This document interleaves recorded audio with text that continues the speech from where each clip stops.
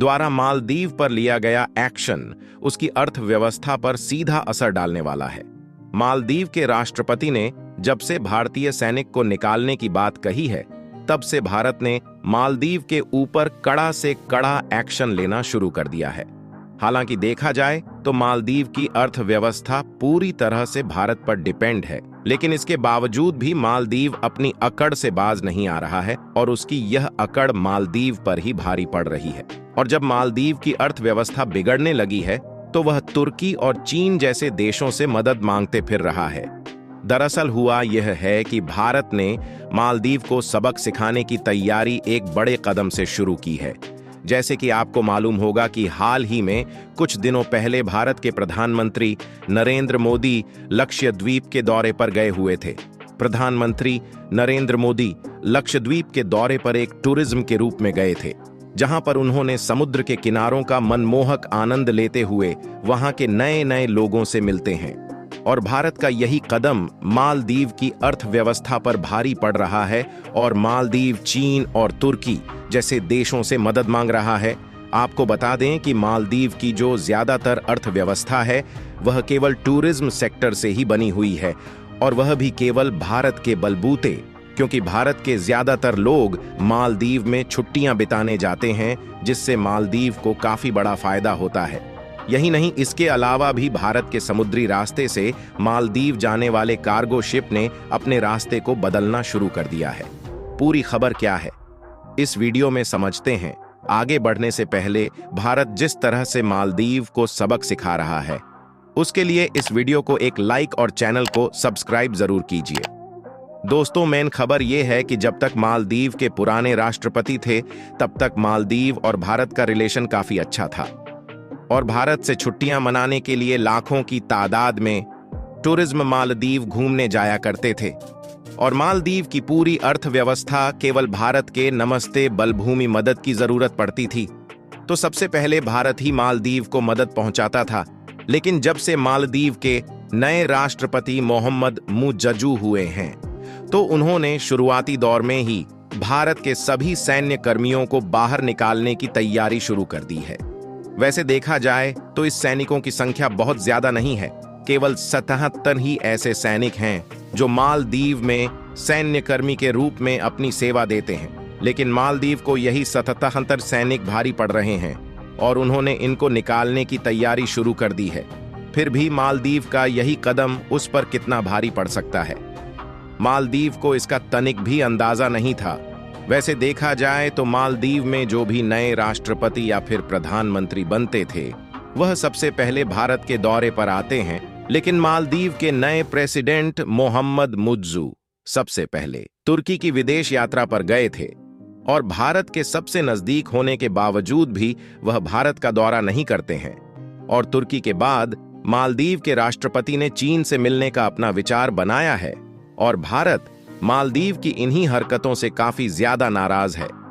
अगर आप इस मैप में देखेंगे तो भारत मालदीव के सबसे ज्यादा नजदीक है, यानी कि अगर कोई भी आपातकालीन स्थिति में मालदीव को मदद की जरूरत पड़ती है तो भारत ही सबसे पहले उसकी मदद करता है। हालांकि श्रीलंका भी थोड़ा नजदीक है, लेकिन उसकी दूरी भारत की अपेक्षा कहीं ज्यादा है, और मालदीव के रिलेशन श्रीलंका के साथ भी इतने अच्छे नहीं हैं जिससे वह मालदीव की मदद कर सके। एक रिपोर्ट के मुताबिक साल 2023 में लगभग 1 लाख से ज्यादा टूरिज्म मालदीव घूमने गए थे, और आप इसी से अंदाजा लगा सकते हैं कि मालदीव की अर्थव्यवस्था में हम भारतीयों का कितना बड़ा योगदान है। लेकिन अगर इसके बावजूद भी मालदीव चालबाजी दिखाता है तो भारत चुप नहीं रहने वाला है, और अब इसकी अकड़ को ठिकाने लगाने के लिए भारत ने लक्षद्वीप पर फोकस करना शुरू कर दिया है। भारत करोड़ों रुपए की इन्वेस्टमेंट लक्षद्वीप को एक अच्छा टूरिज्म सेक्टर बनाने में कर रहा है। अगर आप इस मैप को ध्यान से देखें तो आपको दिखाई देगा कि लक्षद्वीप पर भारत का ही कब्जा है, और इसकी दूरी भारत से काफी ज्यादा नजदीक है, जबकि मालदीव इससे कहीं ज्यादा दूरी पर स्थित है। यानी सीधे तौर पर कम खर्चे में यहाँ पर आ जा सकते हैं, और इसकी जो सुंदरता है वह मालदीव की अपेक्षा काफी ज्यादा है। यानी जाहिर सी बात है कि अब हम भारतीय घूमने के लिए लक्षद्वीप को ही प्रेफर करने वाले हैं। इसके अलावा हाल ही में कुछ दिनों पहले मालदीव जाने वाले एक जहाज पर भारत ने जीएसटी ठोक दिया था, जिसके कारण उस कार्गो जहाज ने बीच समंदर में ही अपने रास्ते को बदल लिया। भारत लक्षद्वीप के अलावा अंडमान एवं निकोबार में भी टूरिज्म सेक्टर को बढ़ावा देने की तैयारी बना रहा है। आपको बता दें कि भारत मालदीव को प्याज, आलू, टमाटर और अन्य सभी खाने पीने के आइटम एक्सपोर्ट करता है और मालदीव खाने पीने की वस्तुओं में केवल भारत पर ही डिपेंड है। और ऐसे में अगर मालदीव किसी दूसरे देश से खाने पीने की वस्तुएं इंपोर्ट करता है तो उसकी ट्रांसपोर्टेशन कॉस्ट बढ़ जाएगी, यानी कि भारत मालदीव को सबसे कम दाम में खाने पीने की वस्तुएं एक्सपोर्ट करता है। और अब भारत ने जब मालदीव पर एक्शन लेने की शुरुआत कर दी है तो खाने पीने की वस्तुओं का एक्सपोर्ट भारत रोक सकता है। अगर मालदीव तुर्की से भी खाने पीने की वस्तु इंपोर्ट करने के बारे में सोचता है तो सबसे पहले नुकसान ये है कि ट्रांसपोर्टेशन कॉस्ट बढ़ जाएगी। यहां तक कि भारत तुर्की को भी खाने पीने की वस्तुएं समेत ऑटोमोबाइल कंपोनेंट एक्सपोर्ट करता है और ऐसी स्थिति में भारत ये एक्सपोर्ट रोक भी सकता है, क्योंकि भारत को मिडिल ईस्ट समेत लगभग सभी अरब देशों का फ्री मार्केट एक्सेस मिला हुआ है, जहां पर भारत अपने प्रोडक्ट को ड्यूटी फ्री इंपोर्ट और एक्सपोर्ट कर सकता है। अगर मालदीव से भारत के इंपोर्ट को देखा जाए तो मालदीव भारत को केवल क्रूड ऑयल यानी कि कच्चा तेल एक्सपोर्ट करता है, और वह भी भारत अपनी बहुत ही कम जरूरतों का क्रूड ऑयल मालदीव से इंपोर्ट करता है। और ऐसा इसलिए क्योंकि भारत को रशिया समेत कई सारे अरब देश ऑलरेडी सस्ते दामों में क्रूड ऑयल बेच रहे हैं, और वैसे भी अब क्रूड ऑयल की जरूरत धीरे धीरे खत्म होती चली जा रही है, और इसकी जरूरत केवल इंडस्ट्री और फैक्ट्रीज में ही रह जाने वाली, क्योंकि भारत समेत सभी देश रिन्यूएबल एनर्जी पर काम करना शुरू कर चुके हैं। और इसमें भारत की रिलायंस अदानी ग्रुप और JSW जैसी बड़ी बड़ी कंपनियां ऑलरेडी पार्टिसिपेट कर चुकी हैं।